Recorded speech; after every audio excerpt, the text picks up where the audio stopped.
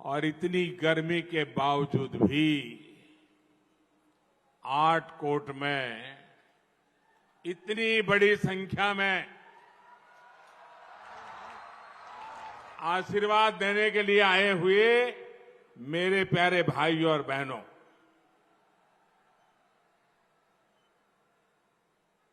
मुझे खुशी है कि आज यहां Matoshri KDP multi specialist hospital का शुभारंभ हुआ है। ये हॉस्पिटल सौराष्ट्र में स्वास्थ्य सेवाओं को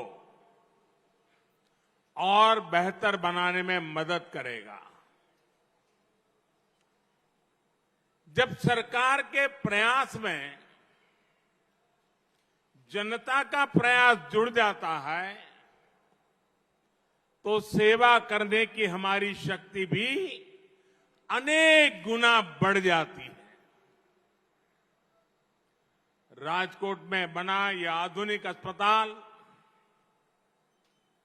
एक इसका बहुत बड़ा उत्तम उदाहरण है। भाइयों और बहनों, केंद्र में भाजपा के नेतृत्व वाली एनडीए सरकार राष्ट्र सेवा के 8 साल पूरे कर रही है।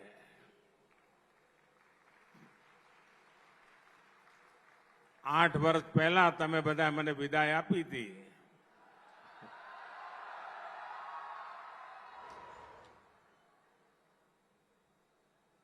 પરંતુ તમારો પ્રેમ વધતો જ જાય છે।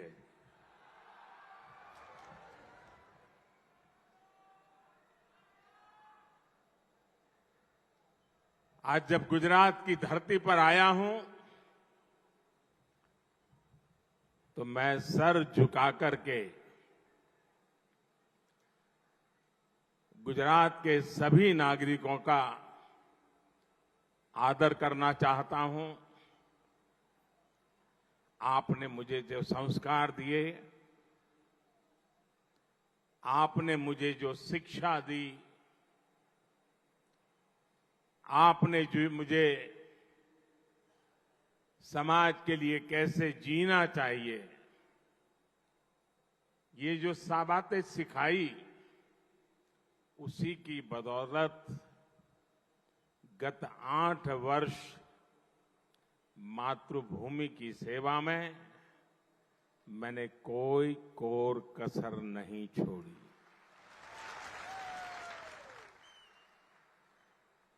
ये आप ही के संस्कार है, इस मिट्टी के संस्कार है। पूज्य बापू और सरदार वल्लभ भाई पटेल की इस पवित्र धरती के संस्कार है कि 8 साल में गलती से भी ऐसा कुछ नहीं होने दिया है, न ऐसा कुछ किया है जिसके कारण आपको या देश के किसी नागरिक को अपना सर झुकाना पड़े। इन वर्षों में हमने गरीब की सेवा, सुशासन और गरीब कल्याण को सर्वोच्च प्राथमिकता दी है। सबका साथ, सबका विकास, सबका विश्वास और सबका प्रयास, इस मंत्र पर चलते हुए हमने देश के विकास को नई गति दी है। इन 8 सालों में हमने पूज्य बापू और सरदार पटेल के सपनों का भारत बनाने के लिए ईमानदार प्रयास किए हैं।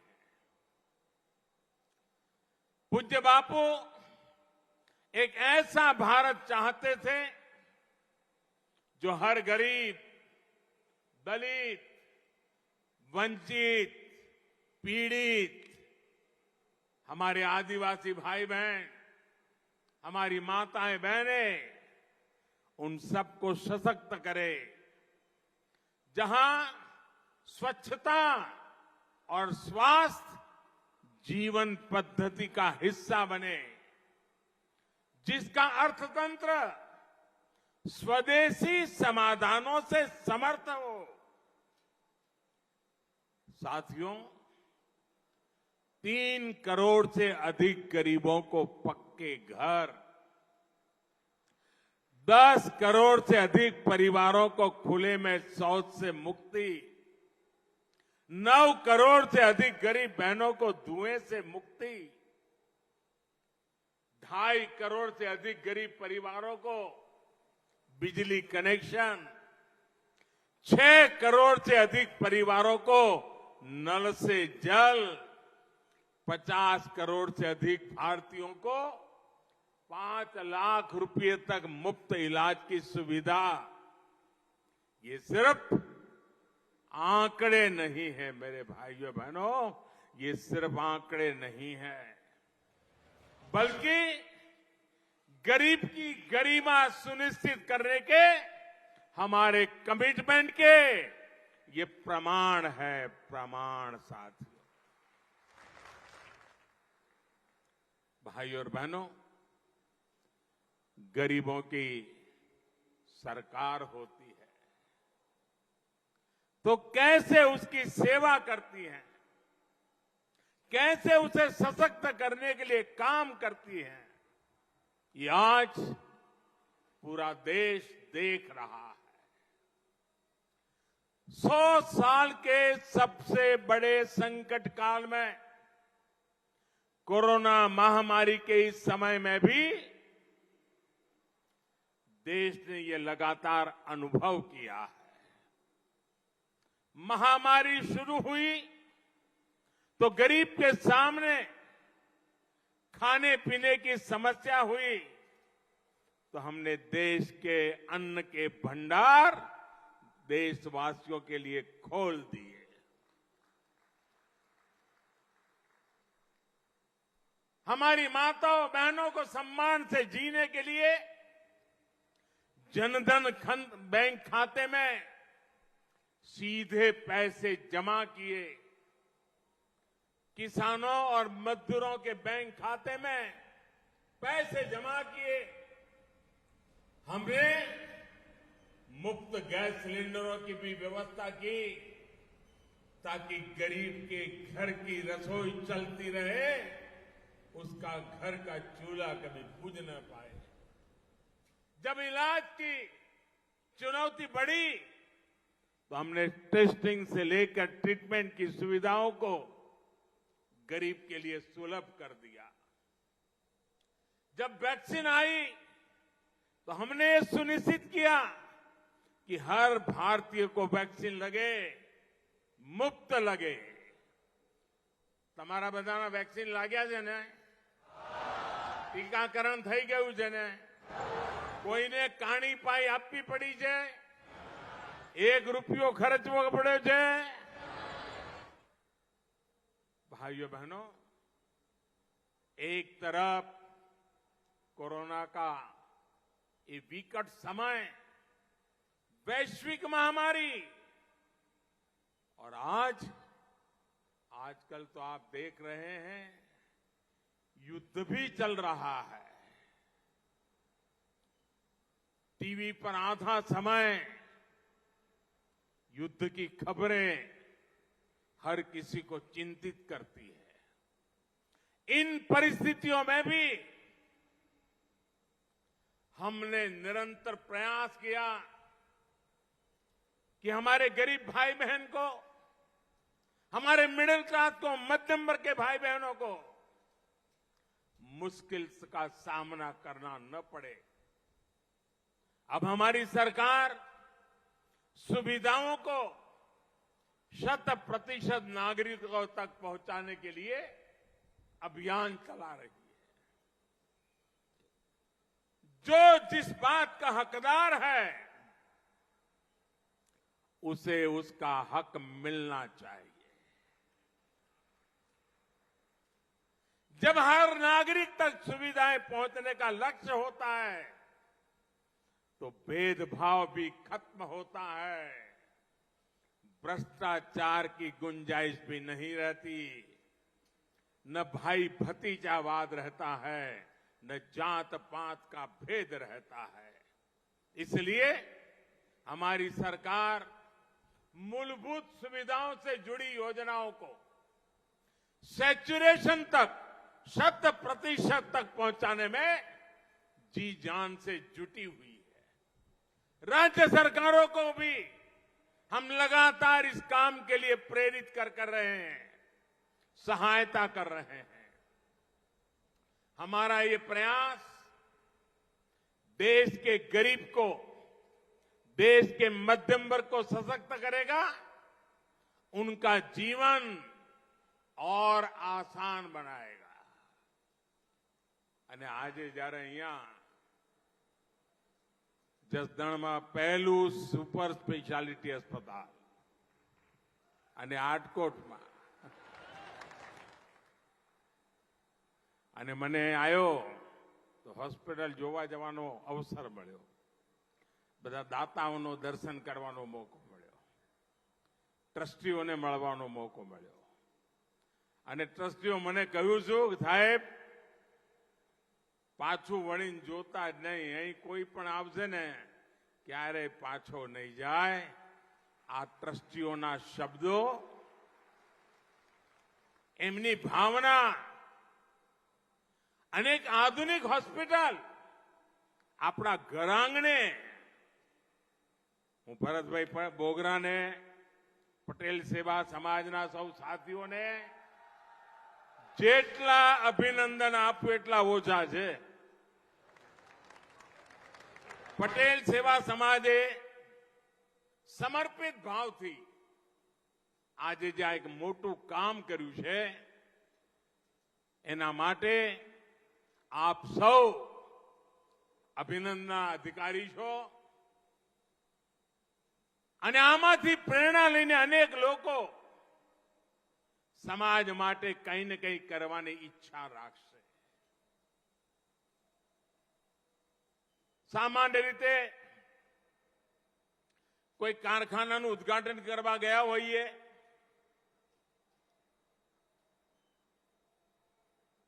કોઈ બસ સ્ટેશનનું ઉદ્ઘાટન કરવા ગયા હોઈએ, રેલવે સ્ટેશનનું ઉદ્ઘાટન કરવા ગયા હોઈએ તો આપણા મનથી વહી કહીએ કે ભાઈ તમારું બધું કામ આગળ વધે, ખૂબ આગળ વધે, ખૂબ લોકો પ્રવાસ કરે, કારખાનામાં ઉત્પાદન ખૂબ સરસ થાય। પણ હવે હોસ્પિટલમાં શું કહેવું બોલો? ના કેમ કે ભરેલી રહે, એટલે મેં ઉદ્ઘાટન તો કર્યું છે પણ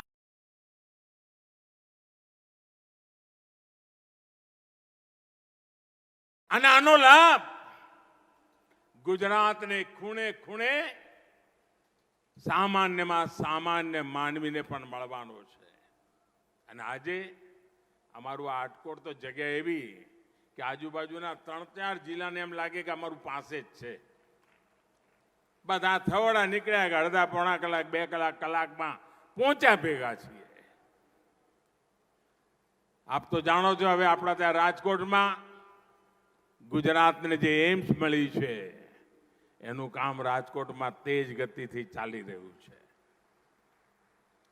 થોડા દિવસ પહેલા હું જામનગર આવ્યો હતો અને જામનગરમાં વિશ્વનું ટ્રેડિશનલ મેડિસિનનું મોટું સેન્ટર WHO દ્વારા આપણે જામનગરમાં એનો શિલાન્યાસ કર્યો છે। આ બાજુ જામનગરમાં આયુર્વેદ, અહીંયા રાજકોટમાં મારું એમ્સ અને હવે અમારું આમાં આટકોટમાં। આ બાપુડી વધ પડી ગયો તમારે તો।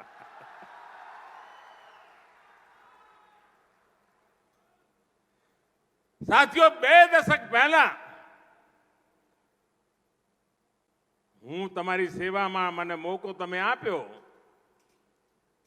2001માં, ત્યારે આપણા ગુજરાતમાં માત્ર ને માત્ર 9 મેડિકલ કોલેજો હતી। આ બધું યાદ રાખો તો ભૂલી જાવ છો લ્યા, આ નવી પેઢીને કહેજો પાછું, નહીં તો એમને તો ખબર જ નહીં હોય કે શું હાલ હતા। માત્ર 9 મેડિકલ કોલેજો અને ડોક્ટર બનવાની ઈચ્છા કેટલા બધાની હોય ત્યારે માંડ 1100 બેઠકો હતી જેમાંથી ડોક્ટર માટે ભણી શકે. આવડું મોટું ગુજરાત 2001 પહેલા 1100 બેઠક. અને તમને જાણીને આનંદ થશે ભાઈઓ કે આજે સરકારી અને પ્રાઇવેટ મેડિકલ કોલેજો મળીને 30 મેડિકલ કોલેજ એકલા ગુજરાતમાં છે. અને એટલું જ નહીં, ગુજરાતમાં પણ અને દેશમાં પણ દરેક જિલ્લામાં એક મેડિકલ કોલેજ બનાવવાની ઈચ્છા છે. MBBS અને PG એની મેડિકલ સીટો એક જમાનામાં 1100, આજે 8000 સીટો છે. 8000. ભાઈઓ બહેનો, અને એમાં પાછું આપણે નવી હિંમત કરી છે. તમે મને કહો, ગરીબ મા બાપને પણ દીકરો કે દીકરી ડોક્ટર બને એવી ઈચ્છા થાય કે ના થાય? જરા કહો તો ખબર પડે. થાય કે ના થાય? થાય કે ના થાય? પણ હવે એને પેલો પૂછે કે તમે અંગ્રેજી માધ્યમમાં ભણ્યા હતા કે ગુજરાતી માધ્યમમાં? હવે તમે અંગ્રેજી માધ્યમમાં ભણ્યા હો તો ડોક્ટર બનવાનો દરવાજો ખુલે. તમે ગુજરાતી માધ્યમમાં ભણ્યા હો તો તમે ડોક્ટરનો દરવાજો બંધ. હવે આ અન્યાય છે કે નહીં? અન્યાય છે કે નહીં ભાઈ? આપણે નિયમ બદલ્યો અને નક્કી કર્યું કે ડોક્ટર થવું હોય, એન્જિનિયર થવું હોય, માતૃભાષામાં ભણીને પણ થઈ શકાય અને લોકોની સેવા કરી શકાય. સાથીઓ, ડબલ એન્જિનની સરકાર, ડબલ લાભ તો હોય જ, હોય કે ના હોય? અને આપણા ગુજરાત વાળાને સમજાવવું પડે કે મોસાળમાં જમણ હોય ને માં પીરસનારી હોય. હવે આનો કઈ અર્થ સમજાવવો પડે ભાઈ. આ ડબલ એન્જિનની સરકારે ગુજરાતના વિકાસને નવી ઊંચાઈ પર પહોંચાડવા માટેનું કામ આપ્યું છે ભાઈઓ.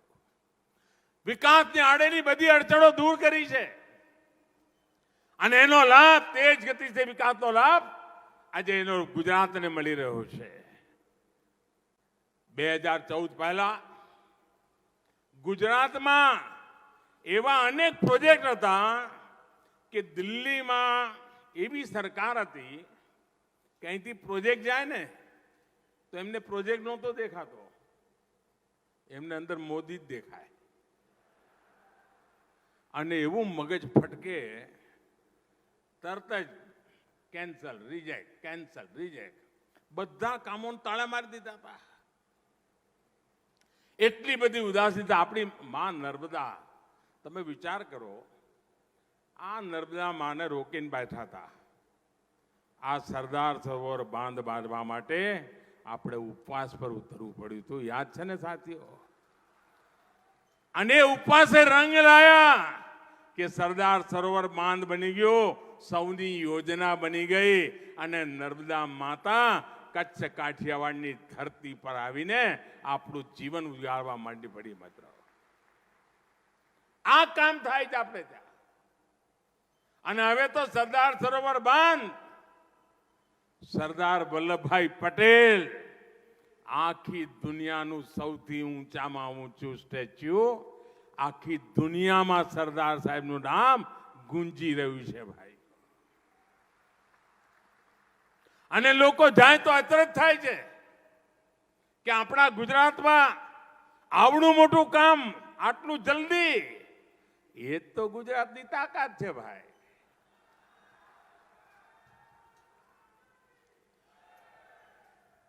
ઇન્ફ્રાસ્ટ્રક્ચરના તેજ વિકાસનો લાભ ગુજરાતને મળ્યો છે. અભૂતપૂર્વ સ્પીડથી, અભૂતપૂર્વ સ્કેલ પર આજે ગુજરાતમાં ઇન્ફ્રાસ્ટ્રક્ચરનું કામ આગળ ધપી રહ્યું છે. એનો લાભ ગુજરાતના બધા જ ક્ષેત્રોને મળ્યો છે. એક જમાનો હતો કે ઉદ્યોગની વાત આવે તો માત્ર ને માત્ર વડોદરાથી વાપી જે નેશનલ હાઈવે જાય એની બે બાજુ બધા કારખાના દેખાય, એ જ આપણો ઔદ્યોગિક વિકાસ હતો. આજે તમે ગુજરાતની કોઈ પણ દિશામાં જાઓ, નાના મોટા કારખાનાઓ, ઉદ્યોગો, પ્રવૃત્તિ પૂરજોશ ચાલી રહી છે. આપણો રાજકોટનો એન્જિનિયરિંગ ઉદ્યોગ, મોટી મોટી ગાડીઓ ગમે ત્યાં બનતી હોય, ગાડી નાની બનતી હોય કે મોટી, પણ એમાં નાનો નાનો પૂરજો તમારા રાજકોટથી જ જાય. આપ વિચાર કરો, Ahmedabad Mumbai bullet train, high speed train તેજ ગતિથી જેમ ચાલી રહ્યું છે.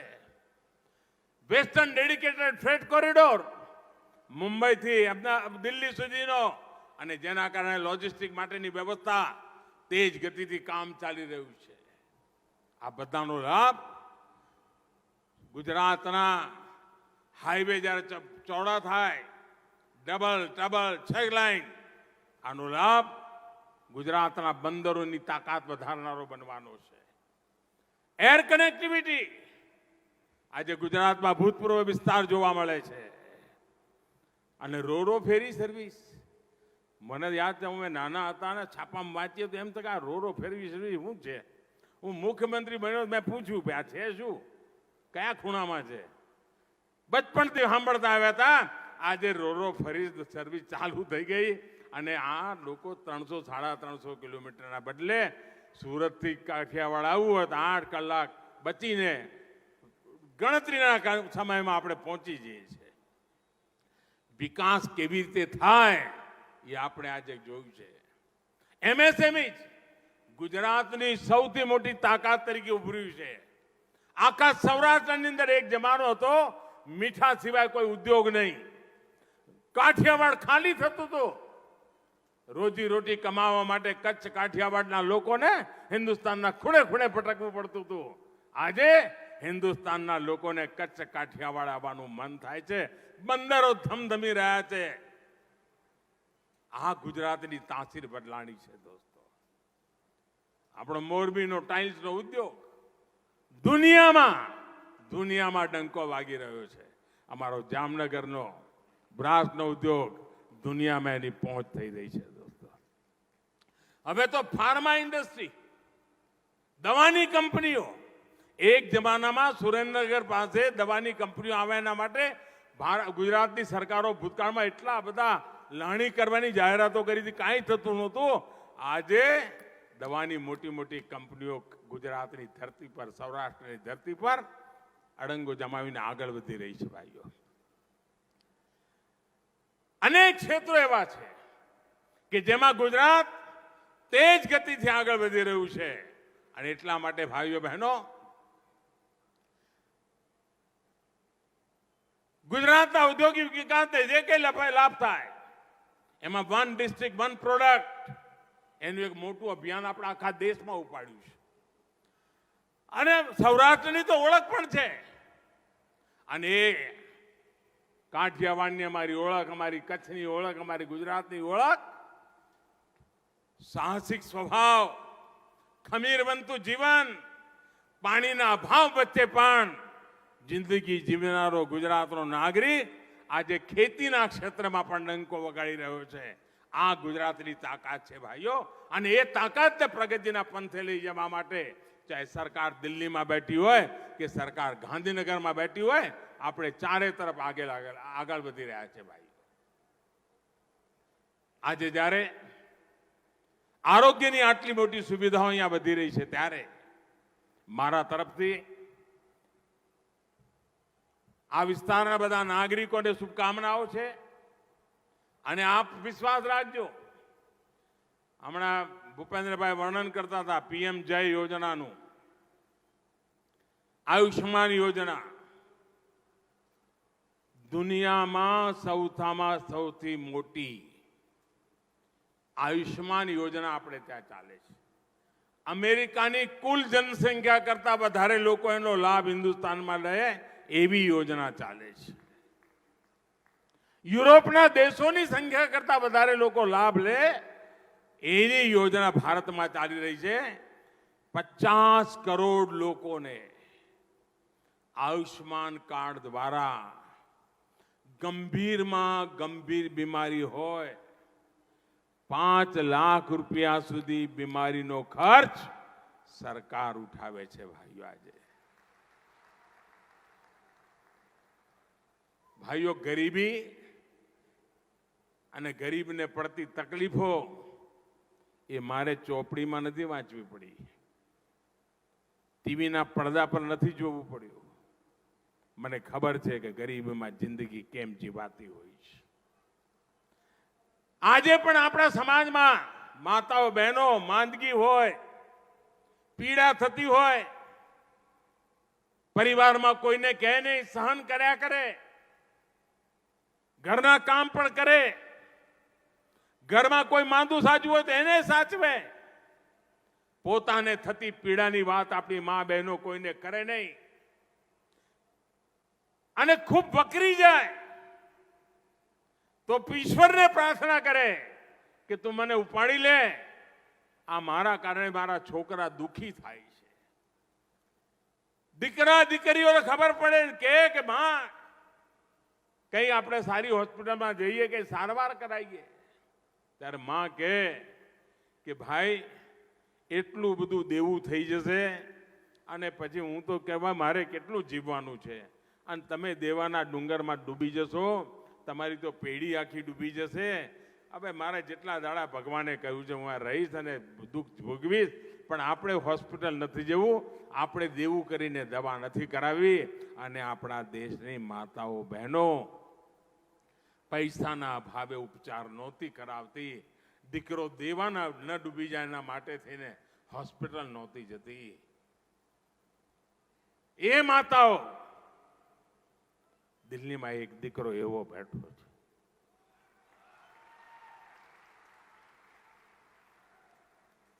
એ માતાઓને દુઃખ ન પડે, એમને ઓપરેશનની જરૂર હોય, પૈસાના ભાવે રોકાય નહીં, એના માટેનું કામ આયુષ્માન યોજનાથી ચલાવ્યું છે. અને મને ખુશી છે કે આ હોસ્પિટલમાં પણ આયુષ્માન કાર્ડ લઈને આવનાર વ્યક્તિને સરકારની યોજનાનો પૂરેપૂરો લાભ મળવાની વ્યવસ્થા થઈ છે. અને એના કારણે કોઈને પોતાના ખિસ્સામાંથી રૂપિયો દઈને દવા કરાવવી પડે એવા દિવસો નહીં આવે. આપ વિચાર કરો, જનઔષધિ કેન્દ્રો કુટુંબમાં મધ્યમ વર્ગનું કુટુંબ હોય, બાંધી આવક હોય અને કુટુંબમાં એક વડીલ ડાયાબિટીસનો રોગ હોય માનો, તો એને મહિને 1200, 1500, 1000, 2000 રૂપિયાની દવા કરાવવી પડે, કારણ રોજ એને ઇન્જેક્શન લેવું પડે, કાં ગોળીઓ ખાવી પડે. હવે આવી મોંઘી દવાઓ આ મધ્યમ વર્ગના પરિવારનું શું થાય? આપણે હિન્દુસ્તાનને ખૂણે ખૂણે જન ઔષધિ કેન્દ્રો ખોલ્યા છે અને જે દવા મહિને 2000 રૂપિયા ખર્ચો થતો હોય એ દવા 100 રૂપિયામાં મળે અને કોઈને દવાના અભાવે દુઃખી ન થવું પડે. આજે આખા હિન્દુસ્તાનમાં સેંકડોની સંખ્યામાં જન ઔષધિ કેન્દ્રો આપણે ચલાવી રહ્યા છીએ અને જેના કારણે સામાન્ય માનવી સસ્તામાં દવા લઈને પોતાની શરીરની સુખાકારી માટે થઈને કોઈ પણ નવા બોજ વગર વ્યવસ્થા સંભાળી શકે છે. ભાઈઓ બહેનો, સ્વચ્છતા, પાણી, પર્યાવરણ આ બધી બાબતો સ્વાસ્થ્ય માટે જરૂરી છે. આંતરરાષ્ટ્રીય યોગા દિવસ સ્વાસ્થ્યના માટે થઈને આપણે ચલાવી રહ્યા છીએ. મારી આપ સૌને આજે જે પ્રાર્થના છે, આપનું સ્વાસ્થ્ય ઉત્તમ રહે, તંદુરસ્ત રહો.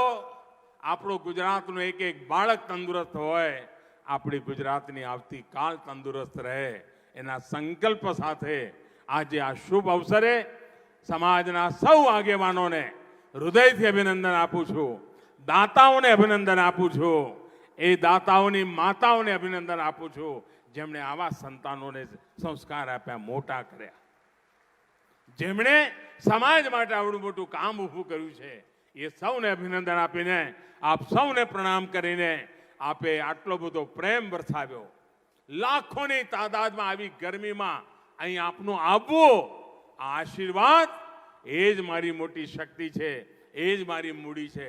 હજારો બહેનો આપણી પરંપરાગત કાઠિયાવાડી પરંપરા પ્રમાણે કળશ માથે લઈને તડકામાં ઉભા રહીને જ્યારે મને આશીર્વાદ આપતા હતા.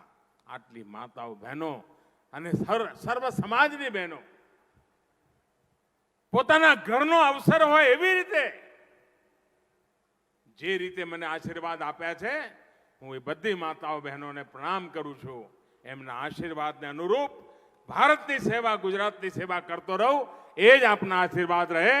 ખૂબ ખૂબ ધન્યવાદ. ભારત માતા કી, ભારત માતા કી, ભારત માતા કી. બહુ બહુ ધન્યવાદ ભાઈઓ.